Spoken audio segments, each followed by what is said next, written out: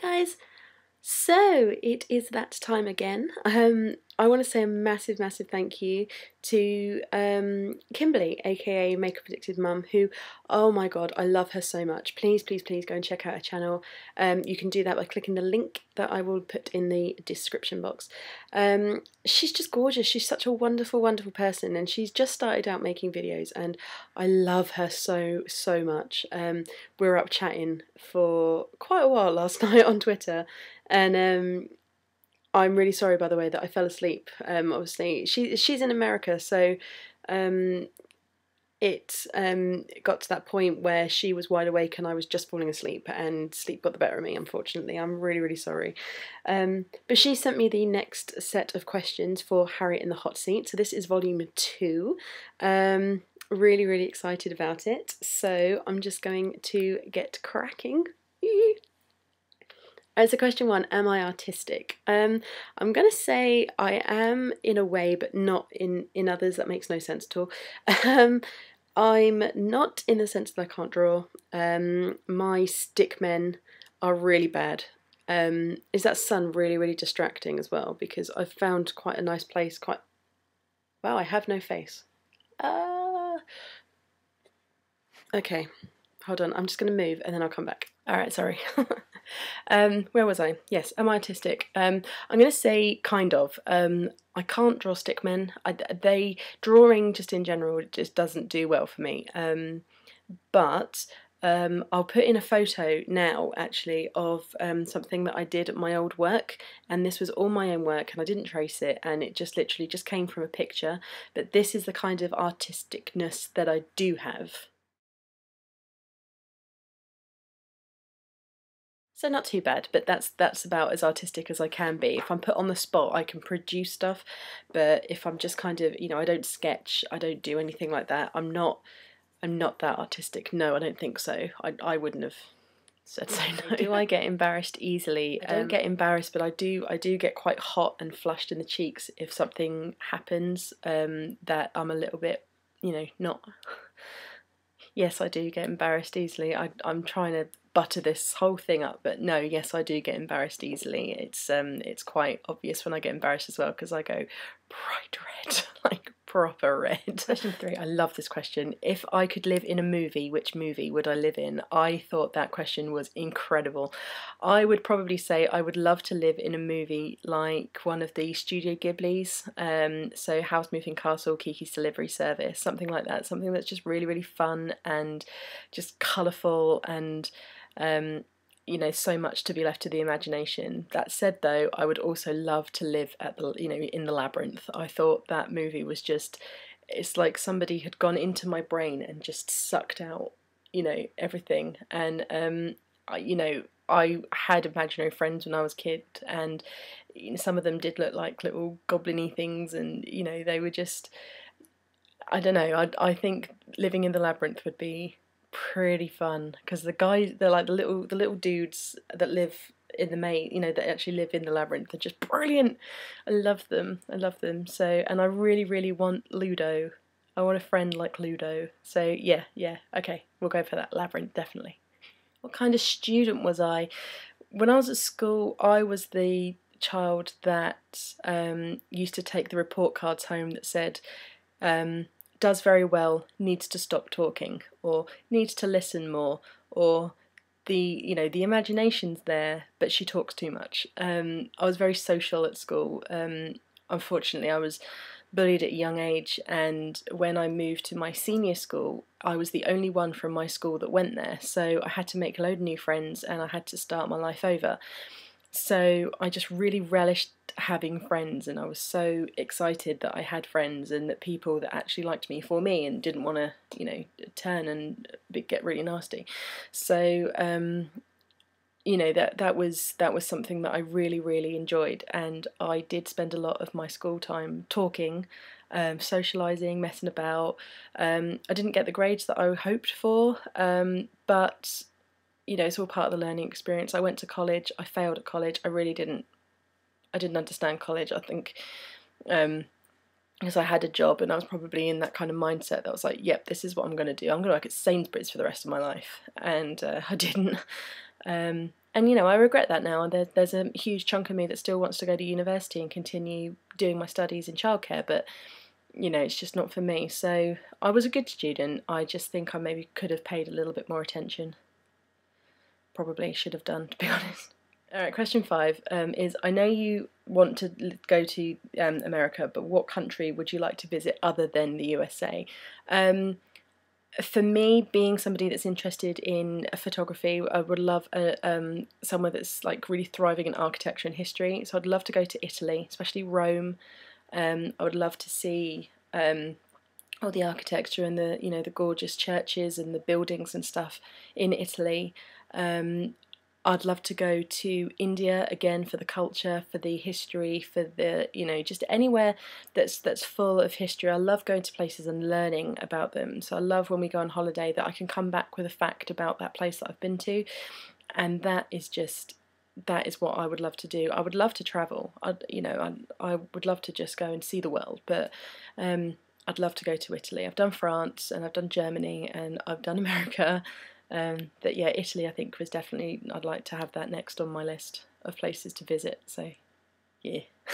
Question 6, did I ever think boys have cooties? I don't think they did. I know they did. Boys are disgusting. No, they're not really, no.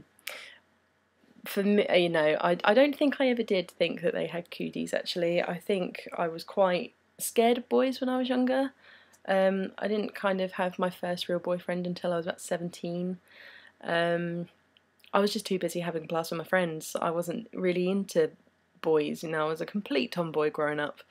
Used to just always live in jeans, used to play football and go to the park and climb trees and God knows what else. I was only a real girly girl with my next door neighbour, who was my best friend for years, when we used to play Barbies and stuff like that and listen to boy bands and go shopping. But it wasn't until I was about 16, 17 that I started actually kind of, you know, getting interested in hair and makeup and fashion and heels and going out. And so no, I don't think I ever did. I was never really that bothered with boys, but boys are horrible. I don't like boys.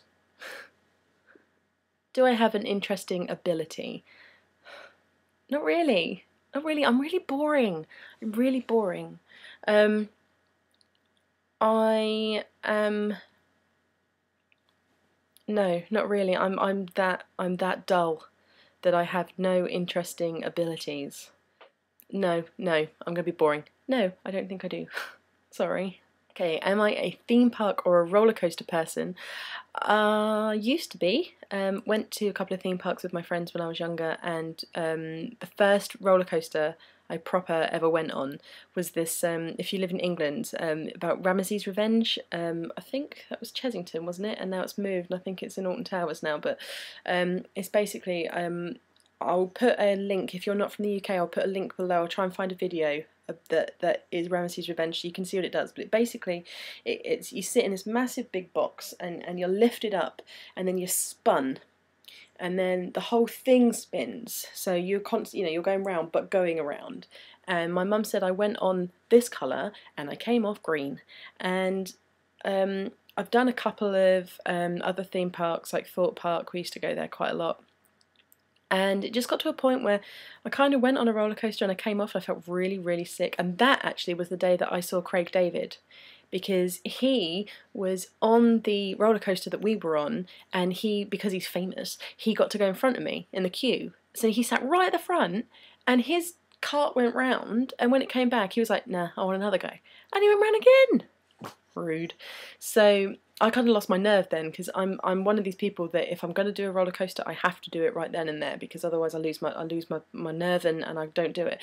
So by the time the car came back round, I was panicking and I didn't want to do it. So I went straight through the car and out the other side, and he walked past with his bodyguards, and I was crying at this point because I felt really, really bad for my friends, and I felt embarrassed that I'd chickened out.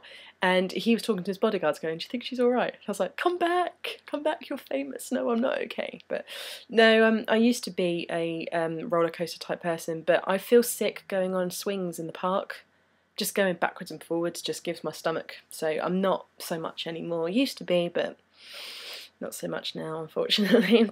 My favourite animal is a giraffe. I love giraffes. I never used to, actually. This was really weird because I used to just like any animals. I never had a specific favourite. And we went to the zoo with my mum and dad, and my mum had just passed her degree or her diploma in care of the elderly, and she wanted to go to the zoo as her like kind of little celebration-y thing. So off we went to the zoo. And we saw a giraffe. My mum said, I wonder if you're related to a giraffe because you're both the same height. That was it. Love giraffes. Love, love, love giraffes. So for my birthday, Steve bought me a pass to feed the giraffes with the zookeepers, and I'll put a photo in now of me doing that.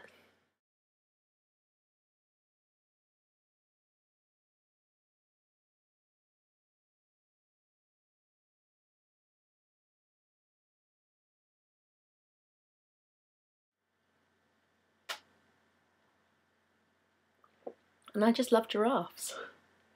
Okay, what's my favourite house pet, my favourite exotic pet? Now I know that actually she emailed afterwards and said take that question out and put another one in, but I wanted to answer it anyway because I would say that my favourite house pet, I love cats. I think cats are very, very loyal animals. They're very easy to get along with. They're very, you know, they're just super, super sweet. I love them. My cat, well, my ex-cat, bless her, she passed away last year. Maisie, she was such a loyal animal. She was constantly inside. If she went outside, it was only to use the bathroom, and then she'd come back in again. And she just always used to sleep at the foot of the bed. And my cat Jack, who died about 8 years ago now, he used to fall asleep with his head on my pillow, and his body would be under the duvet with me. And when I was a baby, he used to sit underneath my cot, and if I was restless in the night, he would make this god-awful noise so my parents would get up. He was very, very protective of me, especially when I was a bubby. And we grew up together, and it was so sad when he died. But that said, I love my rats. I love the rats. They are so sweet. I love them. They just make me giggle. They're so funny. And my favourite exotic, we actually did have an exotic pet. Steve had a pet gecko, a leopard gecko. He was called Kinjin, and he, bless him, he died as well. He had a parasitic infection, which effectively ate him from the inside out. It really, really made him poorly. And I have a photo of him as well, which I'll put in now. Oh, I miss him so much. He was so gorgeous, and we got to that point where you could handle him as well, and he used to walk along your hands, and you know, he used to chase his little crickets round, and he was just gorgeous. I don't do spiders, and I'm not a massive fan of snakes, but lizards I love. So that would be my favourite exotic, and kind of a proper domesticated pet would be my favourite household pets, a cat or a rat or a hamster. You know, dogs I love. Don't get me wrong, but I would feel really guilty about going to work and leaving them at home, whereas with a cat you can just let them out the cat flap and they're gone, you know, they go and explore. And but I mean, it's very difficult for us anyway because Steve's allergic to cats and dogs and stuff, so that's why we've got the rats, because they don't affect his allergies. So yeah, I babbled then, sorry. Do I like one-player or two-player computer games? I prefer one-player, to be honest, because I get quite competitive when I play two-player. Me and Steve were playing Street Fighter yesterday, and I got really stroppy because he won. And I don't mind too much, because that's the whole point of it, but co-op games just, I don't know, they're difficult for me. So me and Steve were playing on Modern Warfare, and we had to sneak through the snow. And we were all dressed in white, and we had the silencer gun things, and see, I don't even know the terminology, and we had to proper crawl through the snow. And Steve said, right, you see those two guards up there, we've got to take them out, but be really, really quiet, so just one shot and gone. I threw a grenade instead, and the entire army was on us, and we died. So I prefer to play independent one-player games, because then no one can have a go at me if I do something wrong. Okay, what's my favourite movie snack? It's got to be crisps, or chips. Crisps, especially with a dip. I like Doritos. I love the sour cream and chive dip. And then obviously chocolate. But then biscuits work as well. Biscuits and a cup of tea. You can have a cup of tea with a movie. It's not unheard of. Dip hobnobs in it. It's fine. It's all good. Which culture do I find fascinating and why? I loved this question. When me and Steve went to Mauritius for our honeymoon, it was a very, Mauritius is a Hindu culture, and we spent a lot of time in the Hindu temples, and we went to see the huge, massive monument or statue of Shiva, who is the Mauritian god, and we learnt so much about their history and about their culture and about their ways and what they do and the festivals that they have, and you know, things like their lucky numbers and the history of the gods. And you know, we went to this temple, and absolutely fascinating. And then some of the people, you weren't allowed in the temple unless you took your shoes and socks off, and you had to have your shoulders covered. And when you went in the temple, there was one of the priests there, or one of the, you know, the high religious figures that were blessing people that went in. And you know, you got the dot of Shiva placed on your forehead. And women get that if they're married. So if they don't have one, then you know that they're not married. So you knew all the people that were married, and lots of people that were there on honeymoon, because it's such an experience to be blessed by these people. So I was in love with that holiday, with that culture, with that way of life. It was just absolutely incredible. I loved it. I like huge romantic surprises or small cute gifts. I'm a typical girl. I love to be romanced and I love to be treated, but Steve doesn't have to do massive romantic things for me. You know, just coming home from work and he makes me a cup of tea, you know, something sweet like that. A couple of times he's gone out and he's come home with a bunch of flowers. You know, he goes out for the day on his own or with his mates, and he always buys me something little when he, you know, on the way back he'll get me like a key ring or you know, Kinder Egg or something, just so, you know, just little things that, you know, kind of shows that he's thinking about me and stuff. And you know, I don't know. I think I prefer little things. Big things obviously tend to be expensive and time consuming, and a lot of planning, especially on his part. But little gifts I love because they're just more sentimental. More thought put into them, I guess. But no, I think I prefer little gifts. How much do I enjoy making videos? You know, honestly, I love making videos. So many wonderful friends through YouTube and through Twitter, because of the, you know, through YouTube, me talking about my Twitter.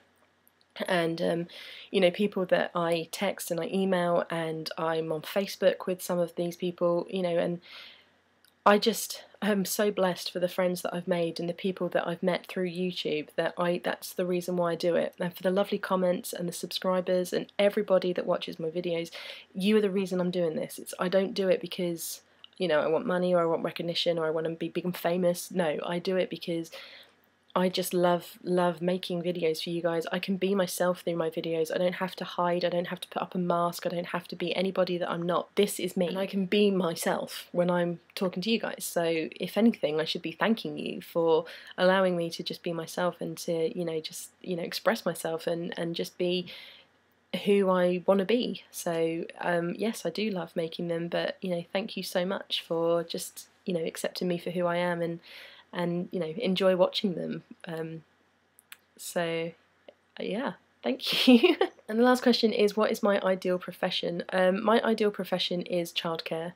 I've been in childcare for about 8 years. I've taken the last year off since we moved to Somerset. There is, I don't know if many of you know, but obviously with Somerset being relatively small, and I live in one of the smaller villages in Somerset. I'm not in one of the big cities like Bath or Wells or Bristol or anything. I'm in one of the small side villages.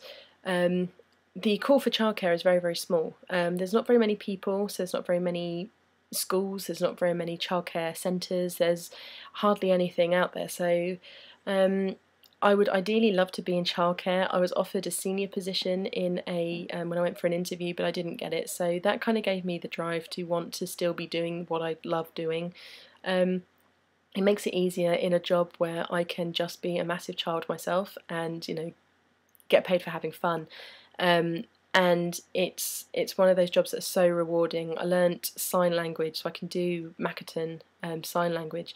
And we had a deaf child, and to be able to communicate with that child and get him to put his shoes on without talking to him was one of the most rewarding things I've ever done. It was one of the most, I don't know, it was just, I came home from work that day and I thought, this is why I'm doing this. I'm making a difference in people's lives, and that is what I love doing. So my ideal profession is definitely childcare. I love being with children. I love watching them grow and learn and helping them on their journey. I just love it. So definitely childcare. So I want to say a massive thank you to Kimberley for sending me these questions. They were so much fun. I loved them. If you guys want to appear in an episode of this, then just leave me a comment below or email me some questions to the email address below, which is harriet1984@hotmail.com, and you can email me your questions and then you can get me to answer your questions, which would be great. Please go over and subscribe to Kimberley. She's just starting out making videos and I think she's going to be wonderful.